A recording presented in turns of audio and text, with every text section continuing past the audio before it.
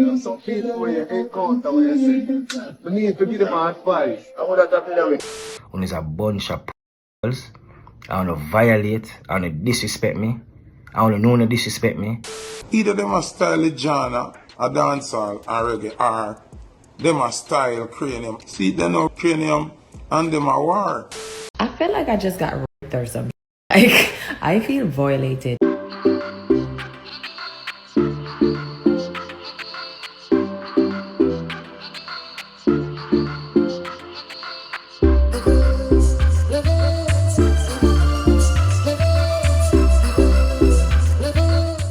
Welcome, it's not radio, it's Levels with Kshema. I'm there with another quick review video, but of course, you know the Shreps. Before me get tonight, just want to say big up to the Levels community. Thank you to our new subscribers. And if it's your first time checking in, make sure you hit the subscribe button and click the notification bell. Be a part of the Levels community. So the organizers of the Caribbean Music Awards, CMA, have finally broken their silence, releasing a lengthy statement that has brought some people more confusion than clarity to the controversy between them and KRANIUM. So to bring you up to speed, I'm going to read the press release. We apologize publicly, as we have done privately, to all parties involved for our error during the August 28th taping of the Caribbean Music Awards. While we had discussions about the issue with KRANIUM's management before the show's airing, we have noticed recent statements online and believe that our supporters deserve more clarity on the matter. This year, we introduced the Caribbean R&B Artist of the Year category to recognize singers whose music may not fit strictly within traditional Caribbean genres. During the process, we debated for weeks up until the week of the award ceremony whether to base the award on the artist overall or the impact of an artist's song during the voting period. Based on fan votes that focuses solely on the artist, DEXTA DAPS was the clear winner, receiving 40.8% of the vote, while KRANIUM received 12.6%. Had we focused on individual songs, KRANIUM's Higher Life could have led based on streaming numbers. Considering no songs were publicly listed in this category during the voting period, we decided to keep the award focused on the artist and planned to introduce the Caribbean R&B Song of the Year category next year. Unfortunately, due to those ongoing deliberations, outdated documentation was mistakenly used in creating the winner cards. This was an unfortunate human error. We informed all talent teams of the situation, took responsibility, and shared resolutions before the show aired. After internal review, we agreed that both truths needed recognition. First, we needed to correct the Caribbean R&B Artist of the Year winner to maintain the ethics on which the show was founded. Second, it was clear that more categories for the Caribbean R&B genre were necessary, similar to our other in-show genres. As a solve, we proposed introducing the Caribbean R&B Song of the Year category this year. We have documented communication with KRANIUM's management. On September 2nd, they requested KRANIUM's likeness and performance be removed from the show and declined to accept the newly proposed category award. In a follow-up conversation on September 4th, KRANIUM's team asked that no mention of the error be included in the updated winner's press release. We understood KRANIUM's disappointment and respected his team's decision, honoring all of their requests. We deeply regret all that has transpired, and we are implementing new safeguards to prevent future issues. It is never our aim to divide, diminish, or dishonor. We remain committed to amplifying and uplifting Caribbean music. With sincerity, the Caribbean Music Awards team. All right, so that's the press release. So fair enough, they opened with an apology. However, though the CMA stated that their aim is not to divide, this statement, can be perceived by some as further disrespect to KRANIUM, them a mix up DEXTA DAPS, and ultimately a set up the two artists them. Because if memory serves me right, there is no bad vibes between KRANIUM and DEXTA. As a matter of fact, it would have been a win for the culture if they should ever do a collaboration. But releasing this statement, in my opinion, and revealing that KRANIUM got 12.6% of the votes is also belittling his accomplishments. If KRANIUM feel a way about it, him post this on social media and right there you see it say, since I'm 12%, tomorrow I'll give my 100% since a styling thing on a depon. In addition to that, KRANIUM also issued a press release. You can call it a press release of his own. Right there, he said, after reading the apology posted by CMA, I realized that this was in fact a second attempt at disrespect. You mentioned the voting received by both artists, 40% versus 12%, without mentioning my streaming numbers compared to the other artists. Based on your statement, you were debating up to the week of the show if you should determine the winner by voting or streaming. This shows that there was no clear guidelines to determine a winner. It's clear that one artist had more votes and the other had more streams. What was the reason to switch an award after the fact if it was a split in the middle? Seems to me that an organization that represent themselves as professional, a tech program. Let me be very clear. This is not about an award or being hurt. I only drop 2 songs a year and I don't even have space for my wall. This is about being disrespected. Yeah, KRANIUM, talk up for yourself. Same so. Anyway, additionally, the CMA mentioned KRANIUM's Higher Life, which features Chronic Law. This to me is a straight-up dancehall song that does not fit into their Caribbean R&B Artist of the Year category. So what is the internal scale being used to say measure or determine a category? It make you even wonder, was DEXTA DAPS invited to perform? Did KRANIUM get the award initially because he accepted their proposal to perform? And did the organizers of the CMA change their mind after social media reacted to their post asking, so what about DEXTA, after they shared that KRANIUM was the Caribbean R&B Artist of the Year? Look here, critical thinkers will always have questions. Even Foota Hype went live with a few questions. I'm on. Check the levels. Who did you remember when me there? I'm going to talk about Caribbean Awards. I'm going to say, me not like how them give KRANIUM R&B artists. Like, when KRANIUM turn R&B artists, when? Me not understand, me never like that category there. You remember? Remember? Me don't know so them have problem. Me don't know that. Me just see something and me see say something alright. See, me know something alright. Me say R&B artists. Either them a style genre, a dancehall, or reggae, or them a style KRANIUM, or something alright. But when R&B jump in, big dancehall artist KRANIUM, you know, and see them now KRANIUM and them award. When it's a bunch of p***s, I want to violate, I want to disrespect me, I want to know no disrespect me. Me as a youth, me can see things, me can feel certain energy and certain vibe. I'm telling them, say, although I like how Caribbean Awards set up, I like how it get the look, I like how it get the support, corruption in it. I'm telling them, say, even with me, corruption in it.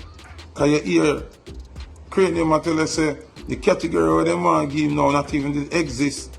I see them, so them do me, them not nominate me, so I can't win nothing. How am I going to win social media person of the year if you don't nominate me? How am I going to win selector of the year if you don't nominate me? When me I show them say it has to be authentic. You can't say Caribbean Awards. Foota Hype is the biggest name when it comes to social media for the entire Caribbean. Remember, analytics might show you somebody will get more views than me now, or somebody will might have more followers than me. But when you check the algorithm, nobody from the Caribbean in a social media world don't mention more than Foota Hype.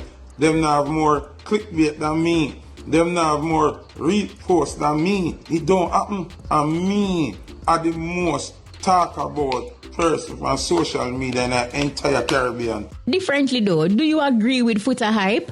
And what's your take on this entire controversy involving KRANIUM and the Caribbean Music Awards? Hit up the comments and share your thoughts. And speaking of DEXTA DAPS, check out this light-hearted moment between DEXTA and KARTEL in Malta. Let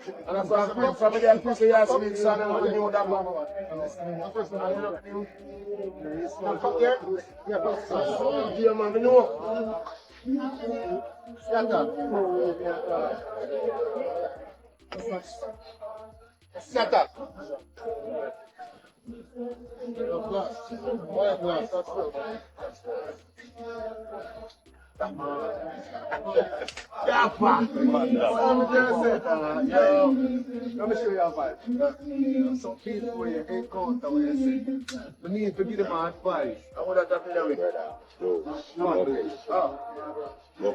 So, you have some other people now.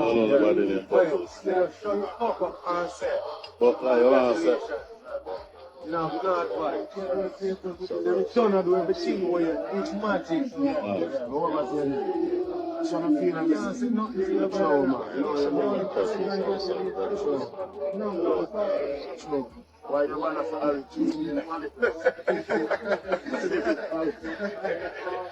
why not? Really hard, man. Yo, stop it, man. Stop it, man. You don't talk about my art and they are this. What's going on, man? Yo, that was this year. What the fuck is something? Not talk about my art. Bro, no pussy. You know that I have some boy like them attack on them out, but I find them long. I just spread. That's why I say from prison. Yeah, we are just here. I just here. No, we are. I just passed through here. Remember that. I don't stop for me here. Oh, fuck that. Congratulations again.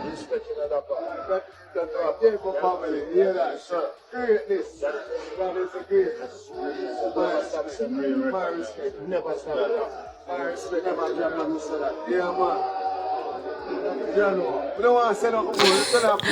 Big up yourself, Louis Grandison, aka DEXTA DAPS. Look here, I saw the artists them for live good, you know. Big up yourself, KARTEL. It's a good look. A KARTEL DEXTA collab with a bad don't girl tune, gangster tune, or party song. What you say? Jump in the comments and share your thoughts. So, SHENSEEA is sharing some disturbing information following an encounter while getting a massage. Check the levels. People are crazy as and they literally have no boundaries.